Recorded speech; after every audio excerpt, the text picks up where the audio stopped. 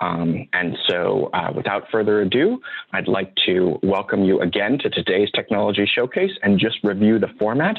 We have several wonderful pre-recorded presentations, which will roll in just a minute. After each presentation, you'll be able to engage with the presenter or their team, but we really have just about 2 or 3 minutes for Q&A. So please feel free to share questions in the chat through the platform, and our presenters will respond to as many as they are able within that time.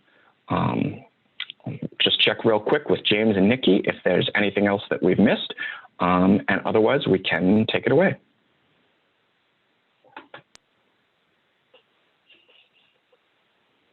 Go ahead, and Nikki can share the video.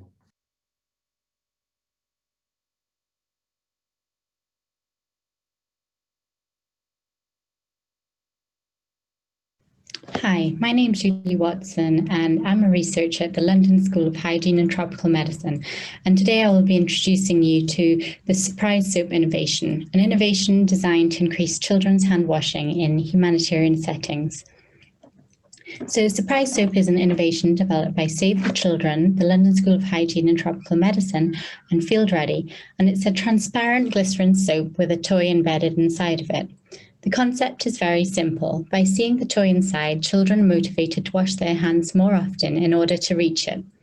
Surprise Soap is a novel way to promote hand washing amongst children because, unlike traditional hand washing interventions that rely on health-based messaging, despite evidence showing that health is not a strong motivator of behavior change, Surprise Soap simply focus on using fun as a motivation for hand washing. Additionally, whereas traditional hand washing interventions for children are typically delivered in the school and involve long educational sessions that are repeated regularly, Surprise Soap is designed to be delivered at the household level in very short 5 to 10 minute fun-based sessions, thereby reaching out-of-school children and not requiring highly trained health promoters. This simple innovation is therefore a low-cost and positive way to promote hand washing in low-resource settings. Evidence so far suggests that this innovation is highly effective at increasing children's hand washing behavior. In 2018, with funding from the Humanitarian Innovation Fund, we pilot tested the Surprise Soaps innovation in a humanitarian camp in northern Iraq. We conducted a controlled trial in which children in the intervention group received the Surprise Soap delivered in short, fun-based household sessions, and children in the control group received plain soap alongside standard health-based messaging. And we found after 1 month, children receiving the Surprise Soap innovation were 4 times more likely to wash their hands at key moments compared to the control group. These are very promising findings, and we're now in the next stage of testing this innovation in 2 larger randomized controlled trials in humanitarian settings in both Sudan and Somalia. These further trials will tell us if the intervention can be as effective in more complex humanitarian settings and how long children's interest in the Surprise Soap can be sustained for, and therefore how long a period the intervention can effectively increase children's hand washing. After these trials, if successful, we will be looking for a larger scale manufacture of the Surprise Soap, but they're also simple to make locally on a smaller scale if you have access to glycerin soap-based mix and small toys to embed inside. Please do remember, however, if making these, to ensure that the toy inside is large enough so as not to pose a choking hazard, and to ensure toys you choose are culturally appropriate. In Iraq and in the upcoming trials in Sudan and Somalia, after consultation with the children, we went with a range of toy animals with lots of different colors that children found appealing. Please feel free to get in touch for more information, and thank you very much. All right, well, thanks very much for that wonderful presentation from the London School. Please do type into the chat on the Pathable platform if you have questions for the presenter or any questions about this session. I think this is wonderful work. We had a few questions about the recordings, which will be made available as per usual about an hour after this ends. Any questions for the presenter about Surprise Soaps or hand hygiene generally? Very exciting topic.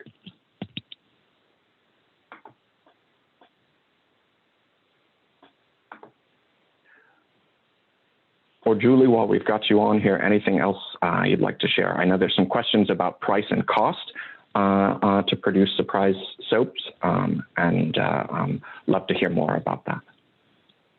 Yeah, so obviously this being a new innovation, we are still in the sort of testing and piloting phase. And if we can prove that it works in other settings, in Sudan and Somalia, we're looking to sort of set up manufacture, as I said.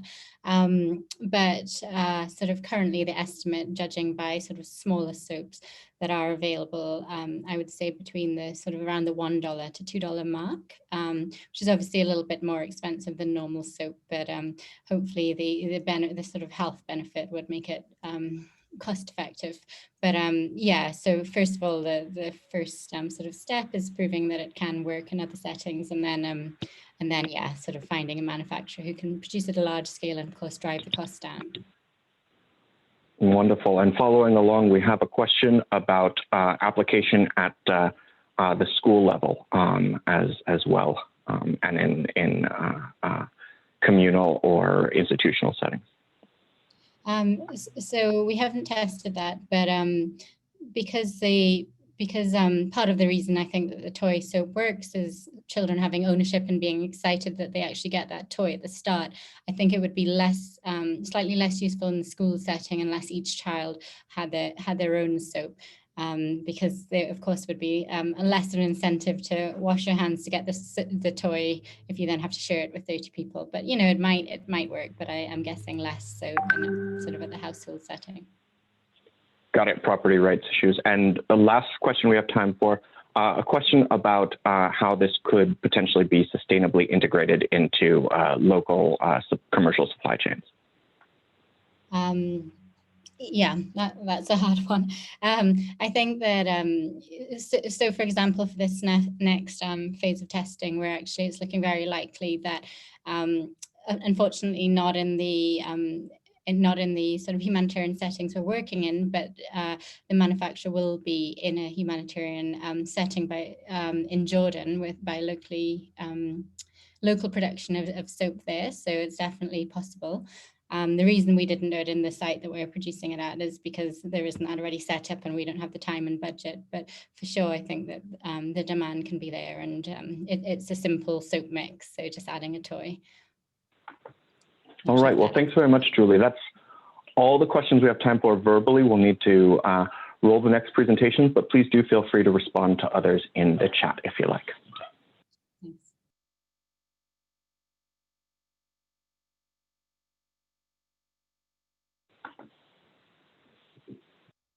Hello, everyone. My name is Julia Sherry, and I serve as Program Evaluation Specialist at Water Mission. Water Mission is a Christian engineering nonprofit that builds safe water, sanitation, and hygiene solutions in developing countries and disaster areas. Today, I have the opportunity to highlight a survey that Water Mission has developed called the Restore Survey. The Restore Survey is a community-level survey that we use to routinely evaluate safe water projects at Water Mission. We typically administer this survey between 4 and 6 times throughout the lifespan of a safe water project. In this survey, we sample a representative group of community members, typically around 100 people, with criteria to ensure that the sample is representative of the community. We focus on community strengths, weaknesses, and unique characteristics with this survey. Ultimately, we're measuring 3 main things: management skills, comprised of financial, leadership, human resources, and water system management; community well-being, comprised of social, material, spiritual, and emotional well-being; and finally, WASH behaviors, comprised of hand washing, water use, and sanitation.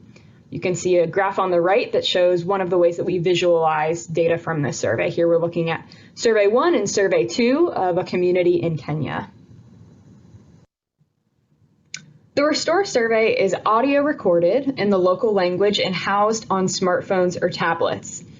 Participants listen to survey statements and respond on screen using colored buttons that form a kind of Likert scale. You can see down below how the shapes correspond to the Likert scale. After the survey is completed, data is aggregated. We create a local hotspot to pull all of the data off of the smartphones and tablets. and analyze it centrally on a laptop. That means that within 1 hour of the completion of the survey, the final survey in the community, we're able to print results and sit down with community leaders to discuss results. And after we return to an office or a place with Wi-Fi, these results are sent to the cloud for global access. This is innovative in that this survey is self-enumerated. The fact that it's audio recorded means that people of all ages and education levels can take the survey anonymously and at their own pace. It's also actionable. The data that we get from the survey is available in real time and is shared with stakeholders in the community and within Water Mission to ensure that the data that we collect doesn't sit and collect dust, but is used to enable better project management and targeted support.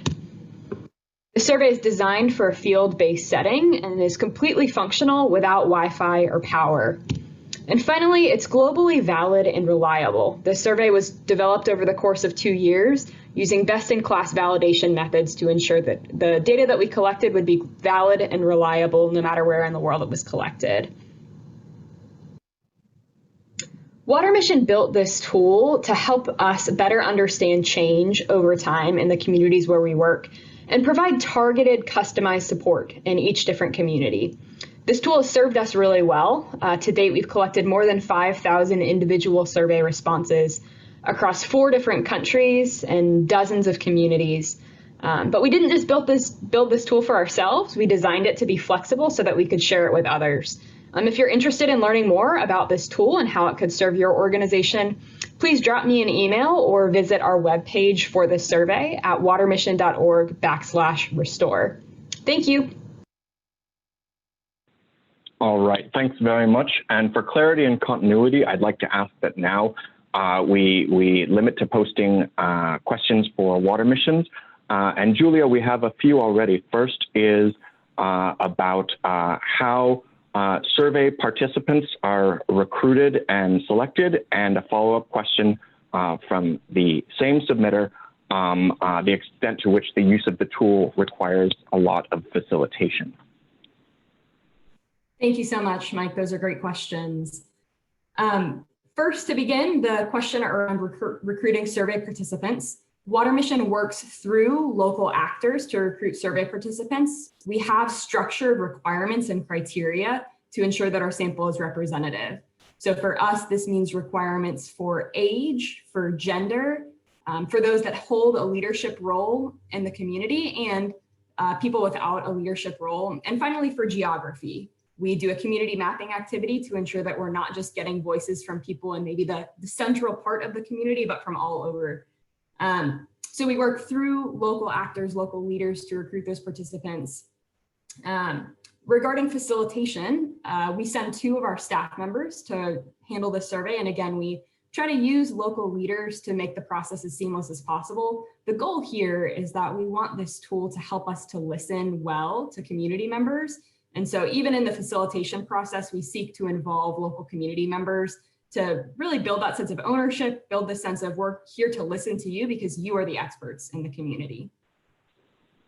All right, thanks. And then we're running a bit behind, so we have time for just one question, hopefully a short answer, but from Stuart Martin, sort of the question is how the survey results feed into a dashboard to give a sense of the status of WASH infrastructure, and how those data can be made transparent and usable to community implementers, donors, and management for action and response. Thank you. Good question. So the survey does feed into a dashboard in the Power BI platform built by Microsoft. We analyze data in this platform immediately after the survey has been completed in the community to share with local actors. We have a conversation immediately after the survey is done. And then also once this data is uploaded to the cloud, it's available both internally at Water Mission, and that platform can be made available to external stakeholders as well. We're able to cross-check that information with other information about remote sensing, how our infrastructure is doing, to really use this survey data to cross-check and corroborate other data that we get at Water Mission. All right, well, thanks very much. I think we'd better roll the next one and move things along. Thanks very much again to Water Missions, and please do continue to engage in the chat until the next presentation.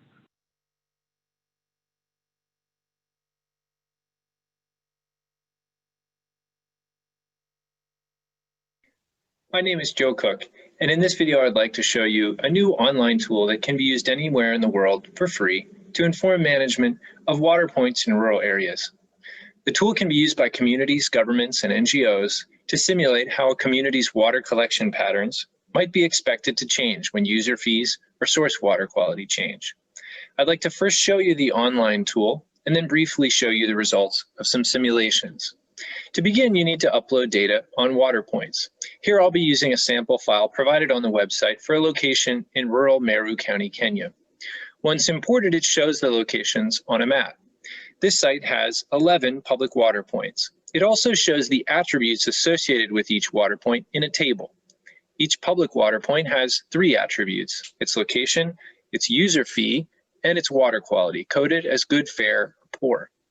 Next, the model needs information on population density, the use of private water sources, and the use of rainwater. The model assumes that each grid cell has 20 households, but you can change this either system-wide by changing it here, or you can change individual grid cells where you believe more households live. Similarly, the model assumes that 10% of households have access to a private water source at home, such as a private well or a pipe connection. This again can be changed at the community level or grid by grid. The model can incorporate seasonal changes in demand by designating the fraction of households that use rainwater as their main source month by month.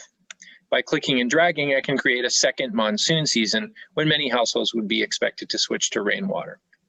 The model then uses parameters derived from recent research on how sensitive households are to price, distance, and quality, though these again can be changed. After hitting simulate, the tool then uses a mathematical model to predict which source will be a household's primary source. Each grid cell is color-coded to match the source's color. This shows what might be called a water point catchment map. This graphical representation hides the fact, however, that the tool actually models households as collecting from up to 3 sources. The model returns quantitative results on total water collected, total revenue raised, and other statistics, both at the level of the water point and the level of the community. Next, I would like to focus on a subset of this site and show you 3 simulations. This site has 4 water points, 3, 4, 5, and 7. In the first simulation, we'll change the quality of source 3 from poor to good. And you can see that many households who were using source 4, which also had poor quality but a higher price, switched to using source 3. In the next simulation, we increase the price per jerry can at source 7 from 2 to 5 shillings. The model shows us that the catchment area for source 7 decreases as households switch to other water sources. Finally, we simulate the impact of source 5 temporarily closing, and the households that had been relying on source 5 now redistributing their demand to sources 3, 4, and 7. The model gives quantitative results for these simulations. Focusing on our price increase simulation, we see that although the number of people who are predicted to use source 7 drops and the amount of water collected from source 7 falls, the total amount of revenue increases. Thank you for watching. I hope this video has piqued your interest. Please reach out if you have questions, suggestions for improving the tool, or would be interested in partnering with us to test it in your location. Or visit ruralwaterdecisions.org and try it out for yourself. Thank you. All right, thanks so much. We've got a first question for Joe here. Oh, this is interesting. It's a very long one. So we've got one that says, how does this integrate with other water point survey and display tools such as mWater and others? And the question is about integrating widely used data sets and displayed features. Otherwise, each is isolated and not as well used. Yeah, thanks, Stuart. That's a great question. You know, I guess I should just say by way of answering that this was built by economists, not web developers. So it's a bit clunky, and at the moment we don't integrate very well with other platforms. But we were trying to just get something out using our sort of comparative advantage, and really hoping to spread word and get folks who have better technical ability to build those kinds of integrations in. So it's a terrific suggestion.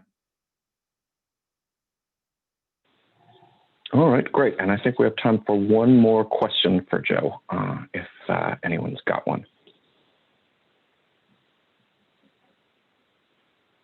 All right, well, please feel free to continue to engage in the chat. Really exciting work, and I love the simplicity of this. And I think we're ready to roll the next presentation. Thank you.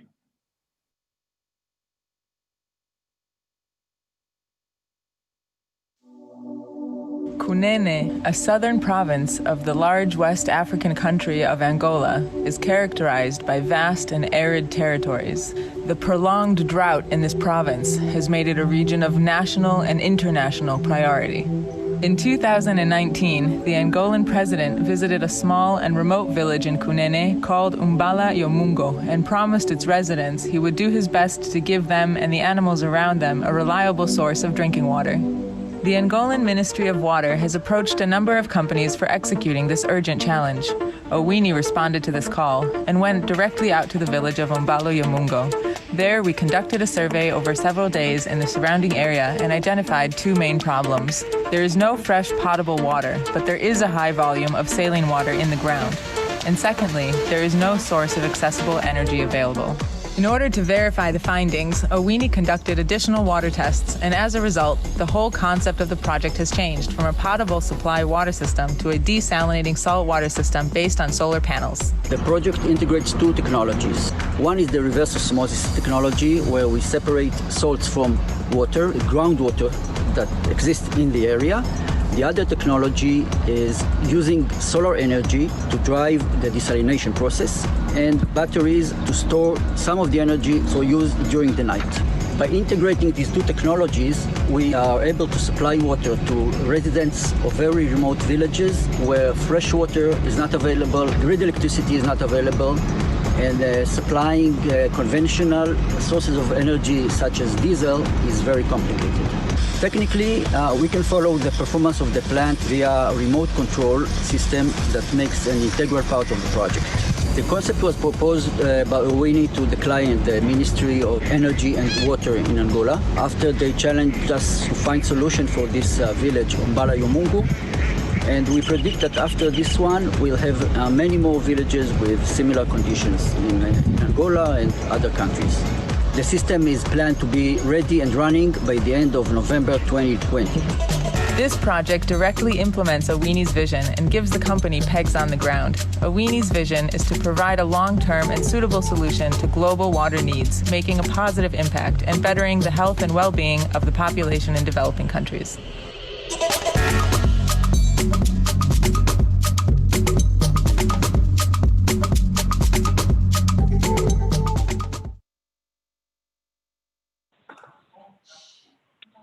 All right, wonderful. Well, thanks very much. I think we have two folks from Owini here today, and we have a few questions already in the chat, which has just disappeared on me. Let's pull it up again.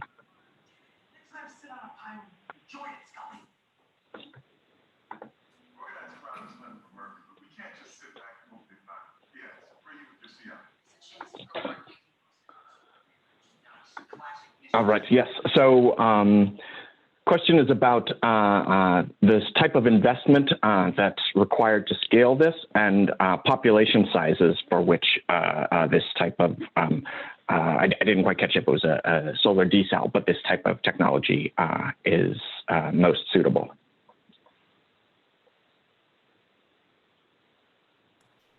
Well, the population that this specific project serves is predicted to be about 1,500 in 10 years from now. We will produce between 60 to 80 cubic meters a day. It's a pretty small system, and we use it as a pilot for larger systems in the future.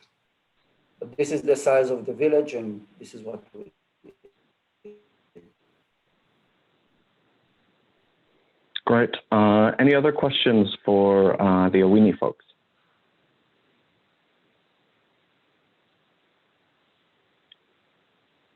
Okay, the question is whether the solar panels are completely powering the desalination or whether additional sources of energy are used as well. No, it's only solar. There's no sustainable way to supply any other energy there, and we have to make the system independent. Otherwise, it will just not work once the diesel tank is empty and no one will be there to fill it up. So we must use only the sun lamp. Wonderful. And there's some excellent additional questions coming in the chat now. So Shaul and Effie, if you're willing to respond to those in the chat, that would be great. But I think we need to move along to the next presentation to make sure there's time for all of them. Okay, thank you.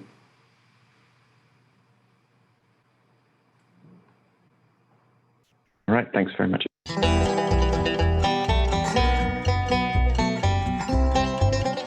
Hello, I'm Justin Hartree from Oxfam here in the UK, and this is the Oxfam hand washing stand. In the acute phase of an emergency, diarrheal diseases can cause 40% of deaths, and we know that hand washing with soap can reduce this risk by about 45%. We also know that during a pandemic, good hygiene and hand washing practice in a population can reduce the transmission rates.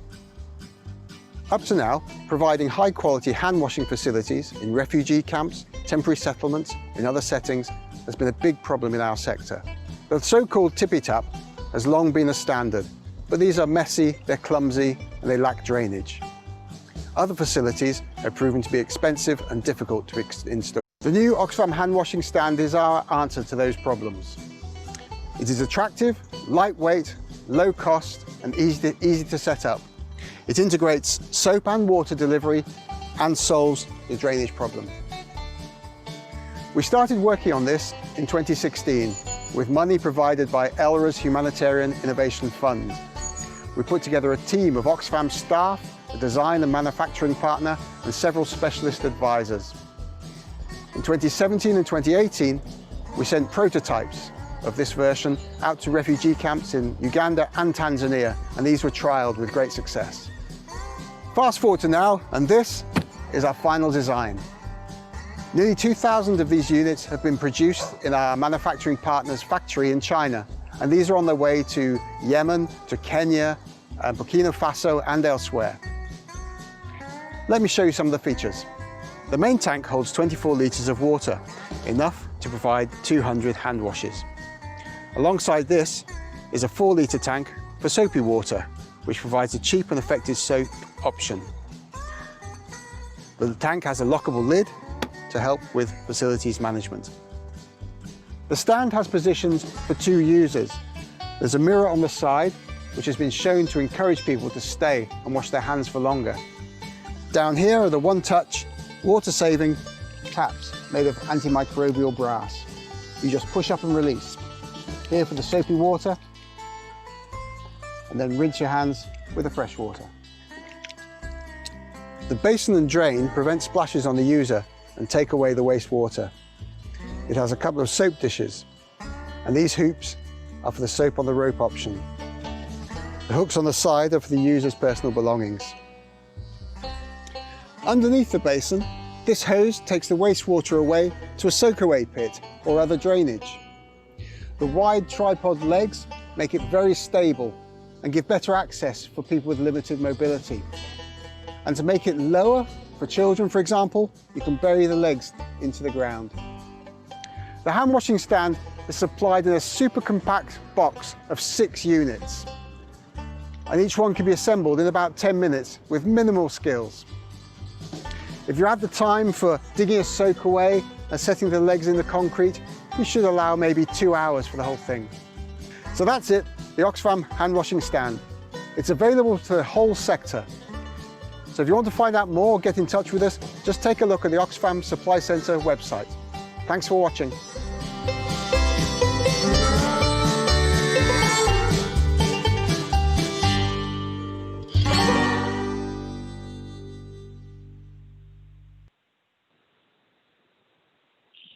All right, thanks very much. Ed, we have first question is the overall cost of the stand and system.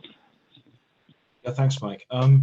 Yes, the cost was something that we focused very heavily on for this whole project. And at the moment, the price ex China is less than $50. By the time it comes to the UK by sea, it'll be more. It's just over £50. Clearly, then, you know, the cost of finally delivering it to the field will very much depend on the mode of delivery.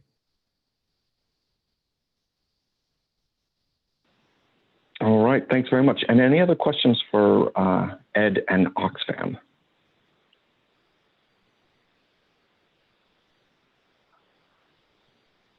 I'm certainly curious. The mechanisms you've designed seem very innovative. To what extent do they reduce the frequency with which the system needs to be refilled? Well, the hand washing stand, when it's filled up, will deliver approximately 200 hand washes. That's 200 pairs of hands, not 200 hands. And so really, it's been calculated that should last about a day in a typical setting, but clearly it would depend on the number of users. Yeah, but the expectation would be that it would be refilled approximately once a day.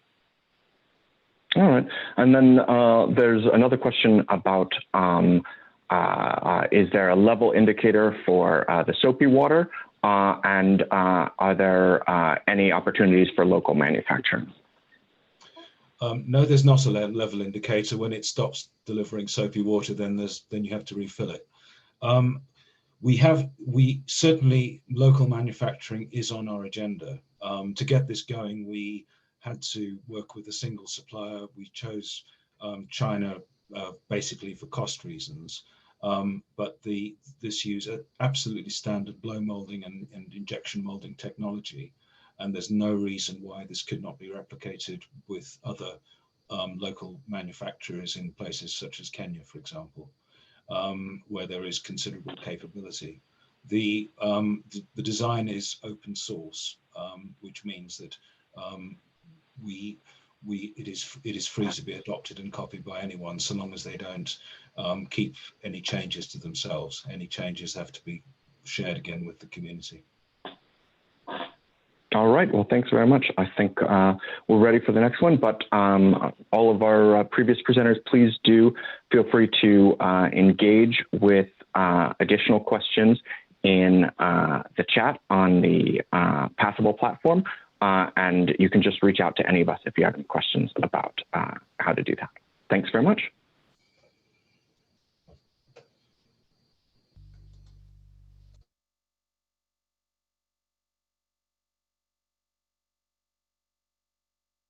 Hello, this is Daigo Ishiyama from Sato, a brand of Lixil. And today I'm excited to show you the Sato Tap. So Sato Tap is a hand washing station. It consists of two parts, a nozzle and a base. And the assembly is really simple.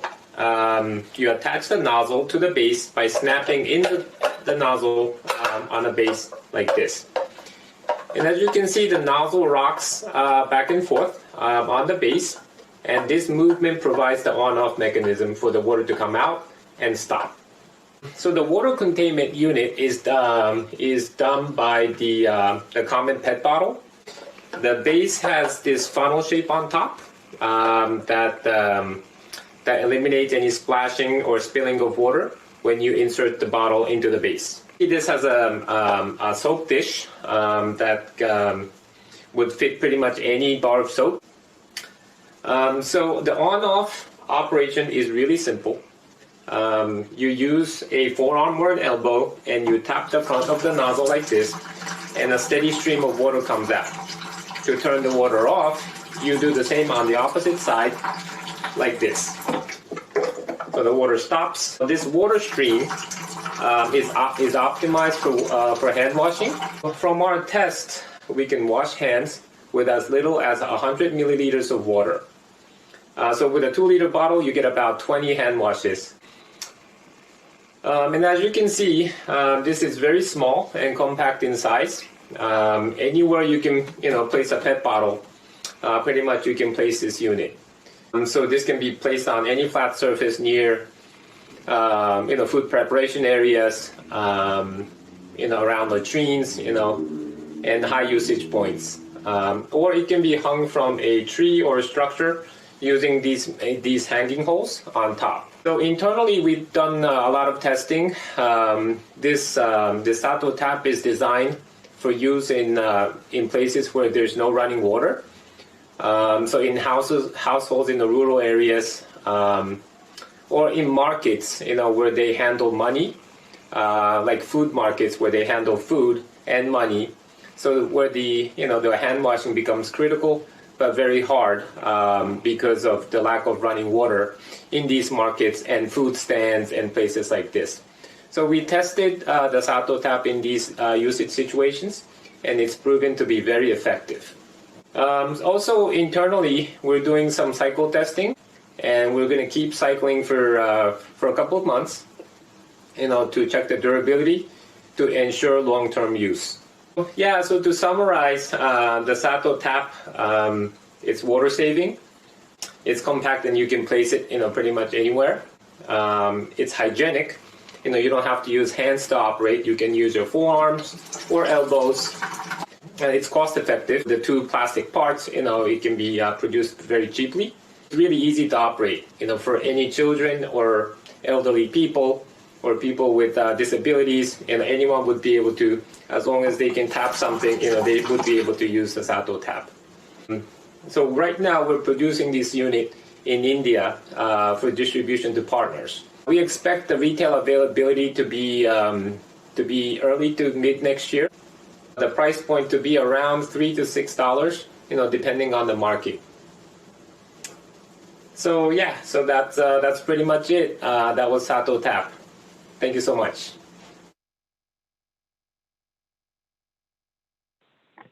All right. Well, thanks very much for the presentation from Sato. And Daigo, we have a few questions coming in. A few of these have actually been preempted by the last minute of your presentation, I think.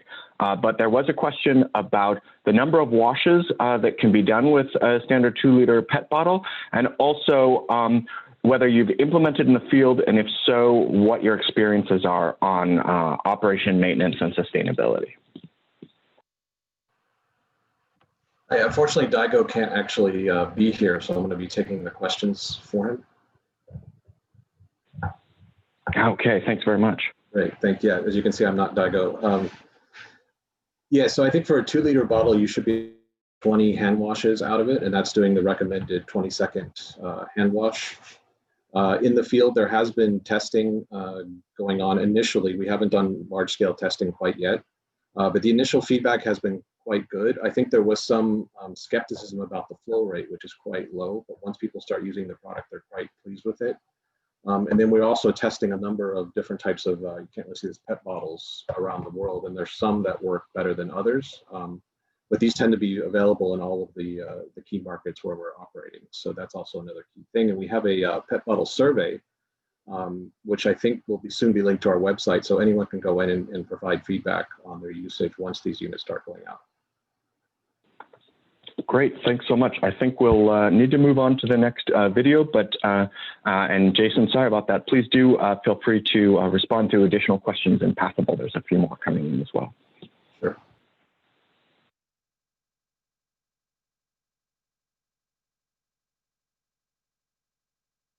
Good afternoon. Simile is a for-profit social enterprise from Dili, Timor-Leste. We have a vision for a fairer, greener, more accountable world where everyone has the opportunity to fulfill their full potential. We design and develop tech to benefit people by tackling global challenges with our technologies and design, by simplifying data, information, work processes, and linking them to actions to improve the way organizations work and the livelihood outcomes of people. We apply tech to find new ways to address old problems, pushing the boundaries of tech to help those who receive services and those who deliver them.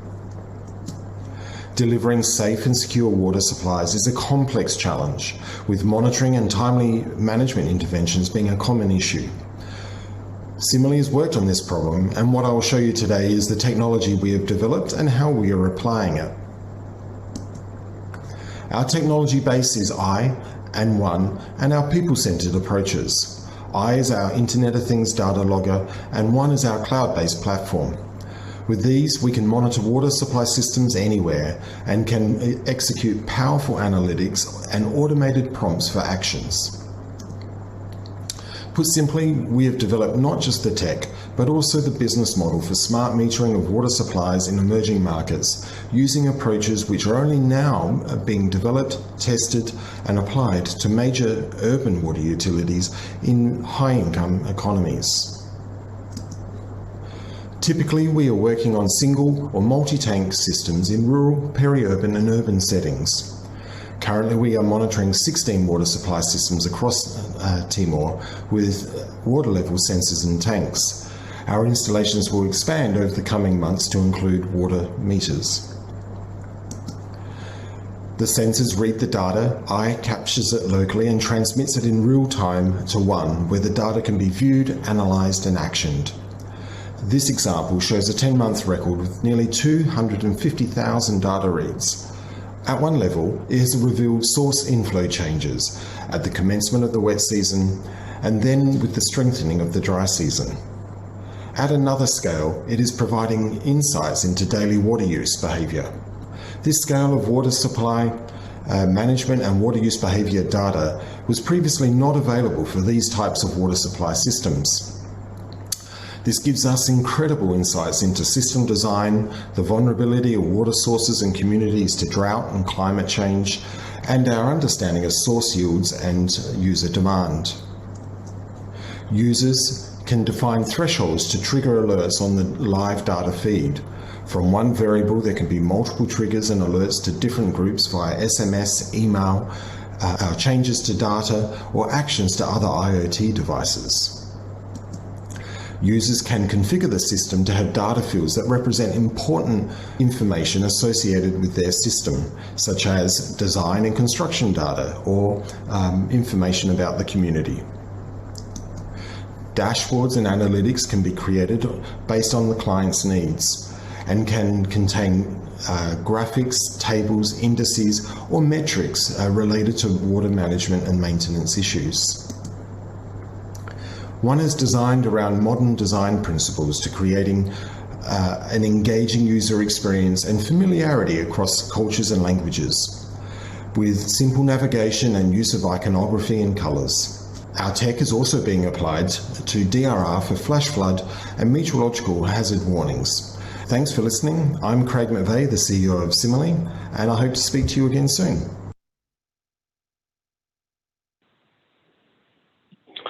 All right. Thanks very much, Craig. So we got a first question here, and it's a tough one. I guess the question is, can it work without internet and Wi-Fi, or presumably, how does it handle periodic disruptions in connectivity?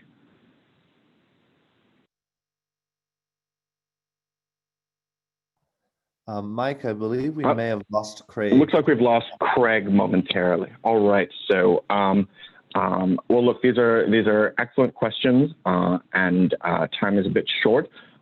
So if Craig rejoins us, sorry, are you here now? I'm Adam Smith with Simile, the CTO. It's about 2 a.m. Thanks, Adam. It's funny that the question of internet just occurred because I think Craig literally just lost internet. So we're both in Timor-Leste at the moment. In terms of the question of intermittent outages, it's particularly when we're working with scenarios of water tanks and so forth, it's fairly resilient in that it can send data that was not actually sent via the device, so it will store and cache that. For scenarios in terms of early warning, it is a bit more critical that we get the data in a lot more real time. So we generally put those deployments out in scenarios that are going to have a lot stronger internet access. But yes, ultimately the system does rely on 3G, 4G technologies to support it. All right, and then last question verbally is Sarah Young's asked, which contaminants are you currently considering detecting? At the moment, we're not looking at contaminants. It's not necessarily in the scope of this current project. It's something that we're planning. It's really more about looking at the vulnerabilities of these systems to make sure that those communities actually have access to a water supply. In terms of its quality, that's not really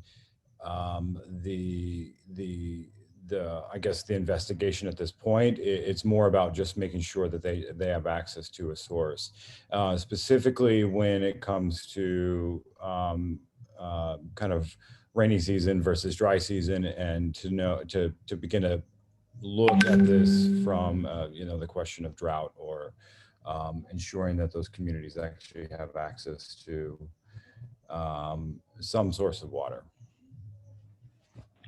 All right, thanks very much. And I think we'll need to roll on to the next one, since the meeting automatically ends at 10 after. We'll need to move it along. Those who can stay a few minutes after, we may run a little bit over, but again, we've got the hard cutoff. So on to the next one, please.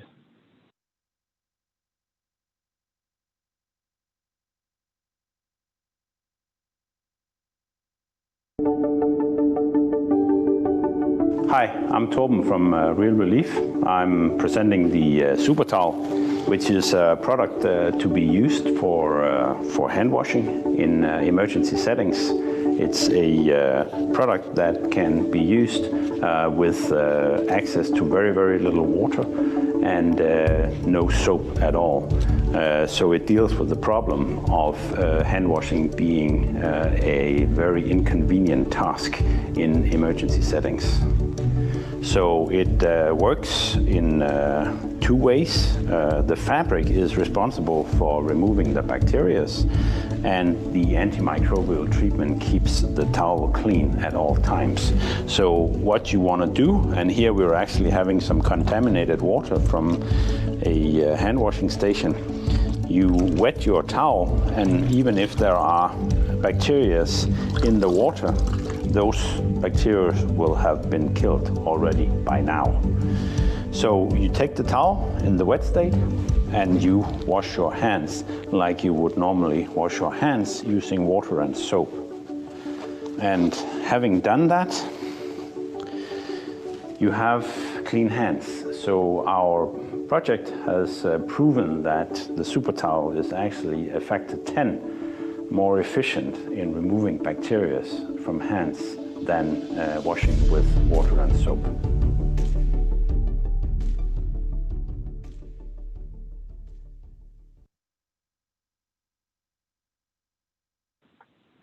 All right. Well, thanks very much. I know Torben isn't currently here. Is there anyone from Super Towel present? And if not, I think we'll move on to the next video, but please do share questions for Super Towel in the chat, and we'll see if we can't pass those along.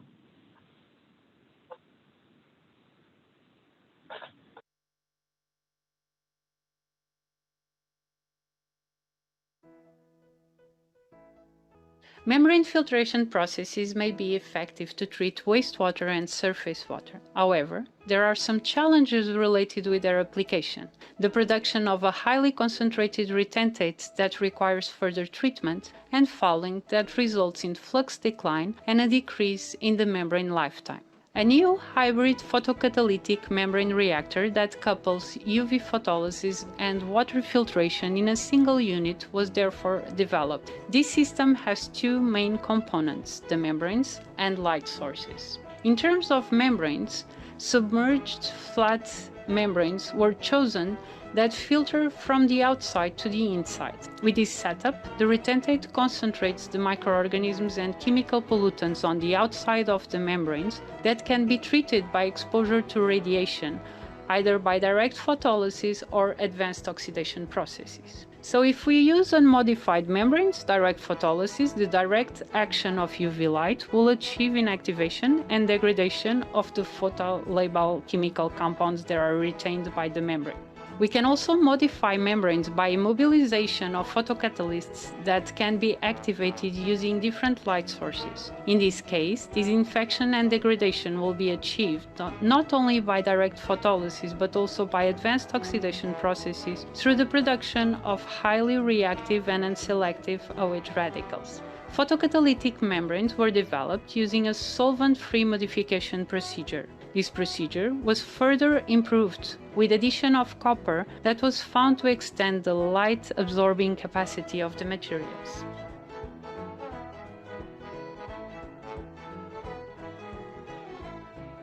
In terms of the light sources, the hybrid system can be operated with the conventional low and medium pressure mercury lamps that are widely applied due to their proven effectiveness against a wide range of waterborne pathogens, light-emitting diodes that may prove to be an effective and more ecological alternative to current disinfection methods, and even solar light. Recent work showed that LEDs can be used to achieve inactivation, leading to damages in DNA, the morphology, membrane permeability, and enzymatic activity of different microorganisms. Our hybrid system was therefore further improved by building light-emitting diode panels that emit light at different wavelengths and can be used in the combined treatment. This hybrid reactor was already tested for different applications using real wastewater and water matrices. As you can see, this system was extremely effective not only to retain, but also to treat the retentate by inactivating total coliforms, E. coli, and fungi present at occurrence levels in surface water. An hybrid module with multiple filtration elements and light sources can be easily envisioned, and therefore this proposed system can be scaled up. The results of this teamwork are described in these publications, and here is my contact information if you have any further questions about this system.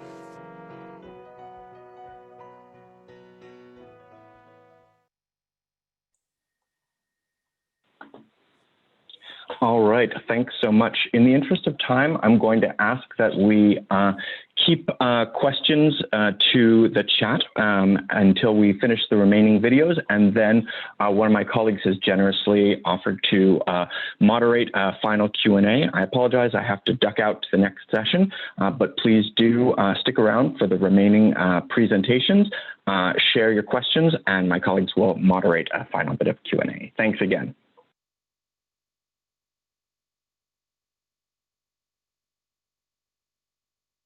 Every year, nearly 850,000 people die due to the lack of access to clean water, sanitation, and hygiene. Hand washing with water and soap is widely recognized as being essential in reducing disease transmission. However, in 2018, only a quarter of the population in the least developed countries had access to hand washing facilities. The current COVID-19 pandemic has made this need for safe hand-washing solutions even more apparent. What you see on this picture is an informal settlement in Durban, South Africa, in which the residents do not have access to running water in their homes. If we zoom into the center of the picture, we see the Autarky hand-washing station, a technology that recycles water for hand washing and has been developed by the Swiss Federal Institute for Aquatic Science and Technology, EAWAG. But let us have a closer look at this hand washing station. The technology inside the hand washing station is called the water wall. Here, a combination of 4 treatment stages ensures that the water is safe for reuse. A narrated bioreactor and an ultrafiltration membrane are followed by a granular activated carbon filter, and finally electrolysis post-treatment. The system can thus provide water for washing hands in places that do not have sufficient water resources or that do not have the infrastructure to distribute the water or to collect the wastewater. Water wall prototypes have been extensively tested in the lab, where they reliably remove pathogens, nutrients, and color from the recycled water. However, we expect a much higher variability in the number of usages, in the water composition, and also in the external conditions, in real-life conditions. However, we expect a much higher variability in the number of usages, in the composition of the water, and also in the external conditions when we move outside of the lab. This is why we expose 3 water walls to real-life conditions. Besides the hand washing station you saw before, we field tested a smaller hand washing station in a public park in Zurich, and a water wall using exactly the same technology, but recycling toilet flush water in a peri-urban household in South Africa. If you are interested in the details, we just made our field testing results available in an open access publication. Based on the positive outcomes of the testing, we are currently collaborating with private companies to industrialize and commercialize the water wall. So if we quickly summarize what we learned in the past few minutes, the Autarky water wall is a closed-loop water recycling technology that produces safe and appealing water for hand washing and toilet flushing. It does not need water or sewage connections and was validated in real-life implementations in South Africa and Switzerland. If you want more information, please visit our project website, autarky.ch, or feel free to contact me directly by email.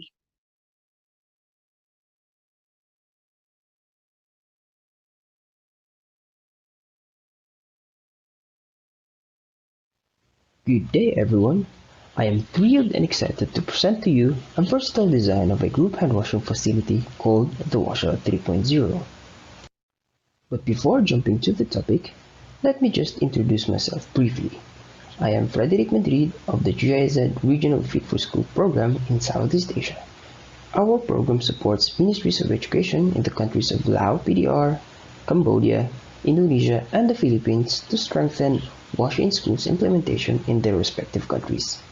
Now back to the topic. The WASHLOT is a hand washing facility designed to accommodate a group of individuals to wash hands simultaneously. This is especially suited for schools to manage hand washing for a large number of students while making it a fun activity. Debuted in 2017, the WASHLOT 3.0 is the third design iteration that was developed by our program in collaboration with the sector's program for sustainable sanitation, and since then the technology has been implemented in parts of Asia, Africa, and in Europe. Now, how does it work? With its mobile nature, it is easy to set up in any given area and can be used independent if there is existing pipe water system, as it can be refilled manually.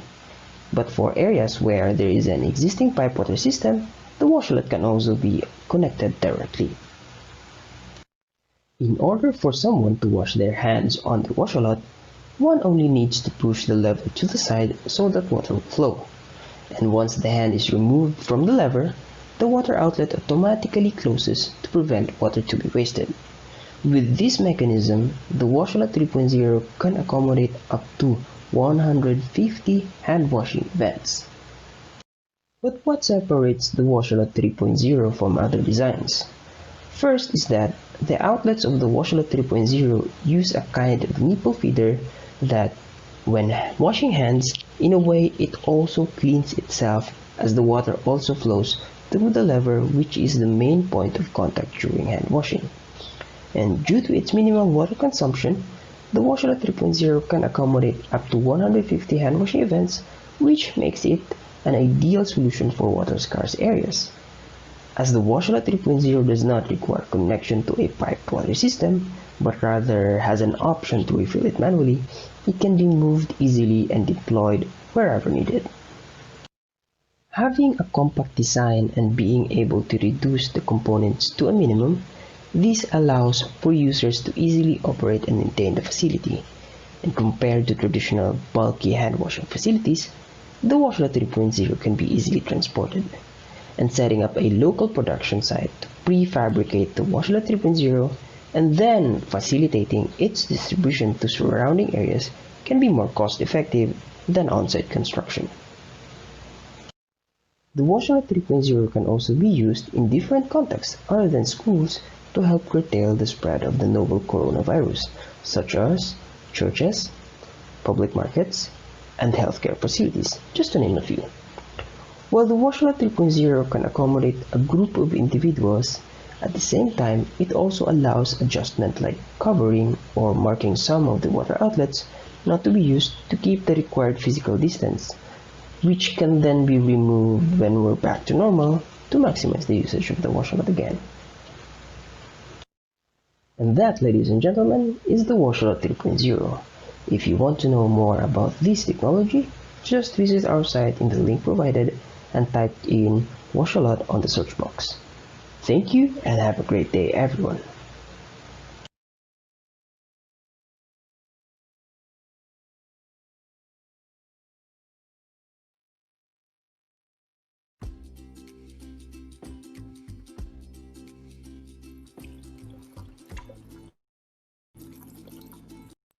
I didn't see you there. I was busy washing my hands because it's just so damn convenient to wash your hands when there's a Happy Tap nearby. My name is Genevieve Kelly and I am the General Manager of Happy Tap Vietnam. The Happy Tap isn't just convenient. It's been designed with evidence-based behavior change nudges built in that encourage proper hand washing with soap technique. Its bright colors are a visual reminder. It keeps soap right where you need it. And it has a water-efficient waterfall tap that fully covers hands while maximizing the number of uses per tank refill. In 2013, the Happy Tap was designed based on two fundamental principles. First, that regular hand washing with soap is one of the most effective ways to prevent disease. And second, hand washing should be convenient for everyone. Most experts agree on the first principle. But when it comes to the second one, the importance of access, we're falling short. Billions of dollars will have been spent this year on new hand washing campaigns and protocols. Teachers and staff have been given the daunting task of reopening schools safely, rushing to meet new requirements for hand washing. Poor families across the globe without access to running water are at a loss. This disconnect between what's needed and what's funded is why Happy Tap designed a hand washing solution that lets families, schools, and clinics alike take matters into their own hands. Pun intended. We set out to create something convenient, affordable, durable, easy to set up, and most important, a product that people actually want to purchase and use. In 2019, we conducted a household-based survey in Vietnam to answer the question, does the presence of a Happy Tap really improve hand washing practice and frequency? During my poster session at the UNC Water and Health Conference, I'll share what we learned and offer some additional context given the emergence of COVID-19 since the study was completed. Oh, and spoiler alert, it was found that household members, especially children, were more likely to wash their hands consistently and correctly after having purchased a Happy Tap.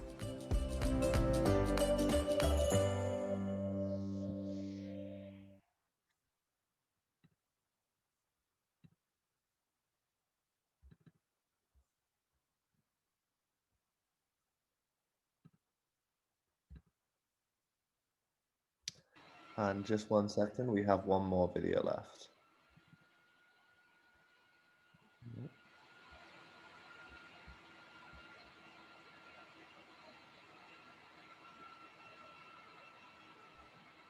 Security experiences scale, an innovative tool that has the potential to reveal where water insecurity occurs, how it impacts health and well-being, and which strategies are most effective at reducing this global burden.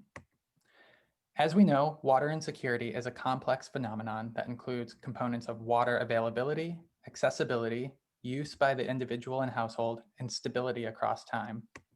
Currently, we have really great tools for measuring the physical availability of water in the environment, as well as survey tools for getting at the physical and economic accessibility of water. But what we've lacked is a single metric that is able to concurrently capture all of these lived experiences of water insecurity. And that's what the HY scale seeks to do. So several years ago, we formed a team of more than 40 water experts and outlined a strategy for developing such a comprehensive tool. And briefly, what we did was over the course of 2 years, we implemented a water survey in 28 sites globally.